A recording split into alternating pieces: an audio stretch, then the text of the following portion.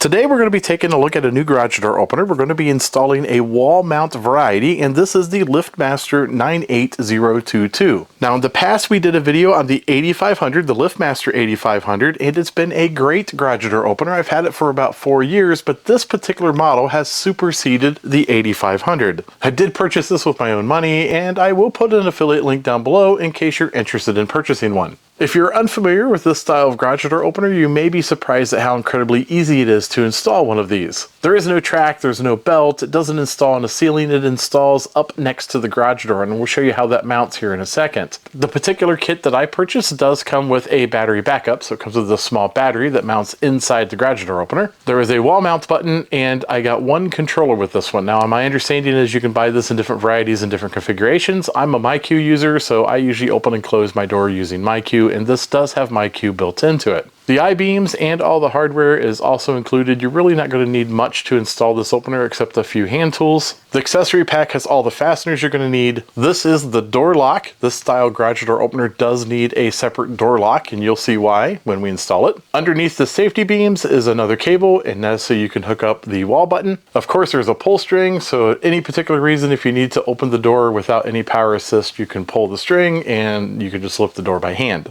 This is a ceiling light. It comes on and off obviously when you open or activate the garage door opener, but it's also important to note that if you want to use the MyQ function, you do have to install this light. So apparently some of those MyQ features are embedded into the light itself. And of course you get the quick install guide, you get some safety stickers, there is some advertisement for some other garbage you may or may not want, and there is the LiftMaster guide itself, which tells you how to operate this particular unit and how to program it for your needs. The first thing I like to do is install the coupler, and it sits on the side of the garage door opener that is going to be next to the door. You can tighten these down using a 3/8 wrench. Now one thing to note is you want to be careful when you're tightening these up. You don't want to collapse the tube inside. I usually tighten them up till I feel it touch, and then I give them maybe about a quarter to a half of a turn more, and that's enough. That's plenty. The next step is to mount the garage door opener right on the pipe that holds the spring that keeps the tension on your door. You can let it hang after you slip it over that pipe.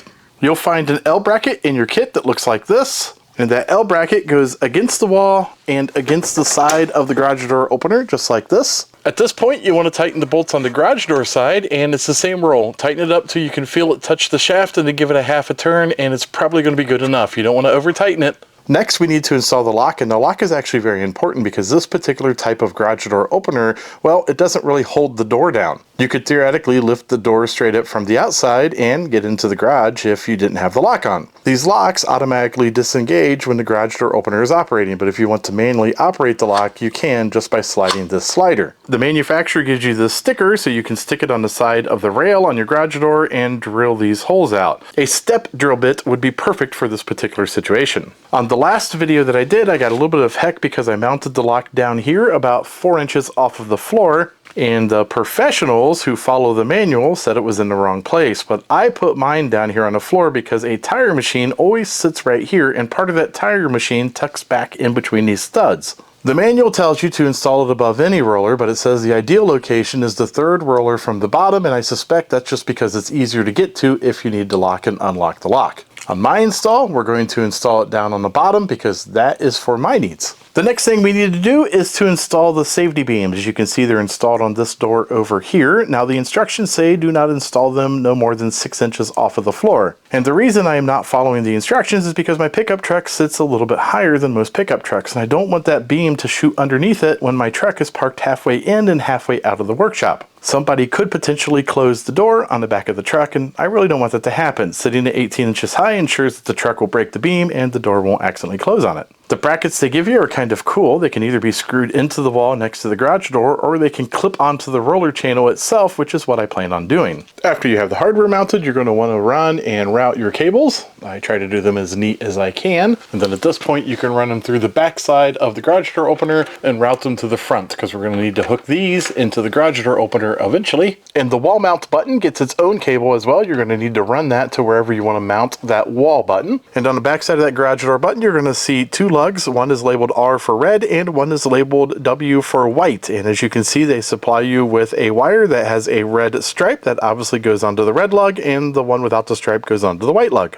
Using the supplied hardware, go ahead and mount the button. and then following the instructions, install the wires accordingly. And if you're not familiar with how these work, there's a little brown tab underneath each hole, and when you press down on that tab, you can insert the wire into the hole, and when you release the tab, that'll hold the wire in place. And to remove the wire, you got to press that little tab again, and then you can pull back on the wire and it'll remove. Next, you want to remove the battery cover, install the battery, connect the red wire to the red terminal, connect the black wire to the black terminal, and put the battery cover back on. The next thing you're going to need to do is to mount this light, and typically you would mount it to the ceiling of your garage, or in my case, the workshop. However, my workshop is under construction, so I'm just going to temporarily plug it into the nearest outlet, and when I finish my ceiling, I will mount this properly. Now the only thing left is to plug the garage door opener into power, and then we need to program it. Now I'm not going to go into too much detail on how to program it. I think the instructions are fairly clear. That being said, there is one very important step that I do want to mention. You do need to program the correct pulley size into your garage door opener. This is very important so that your garage door operates correctly. Then the rest of the programming is pretty much just like any other garage door opener that you would buy today. You just got to adjust the travel distance of how high the door goes up and how low the door goes down.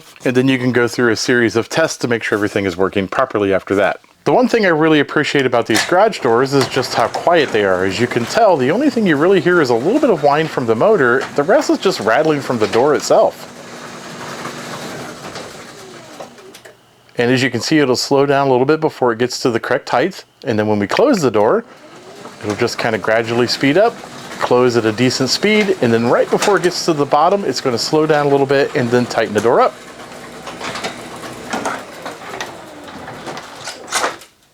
One thing to keep in mind is the 98022 is quite a bit bigger than the old 8500. Everything I've read about this particular garage door opener is the motor is also a little bit better than the 8500, and that's pretty good considering the 8500 has been a very reliable garage door opener and most people really don't complain about them. The 8500 also had a cable tensioner that you had to install. It basically detected the tension of the cable at all times, so this would know when to fail out. The newer model does not have that particular sensor to install, and I suspect that's because the motor is capable of sensing how much pressure is on it at any given time to know if they're slopping a cable or not. Wall mount garage door openers are so much easier to install because there's nothing from the ceiling. You don't have a track on the ceiling, you don't have to hang the unit from the ceiling, you literally just hang it on the shaft across the top of the door, install a few mounts and some sensors, and well, it's ready to use.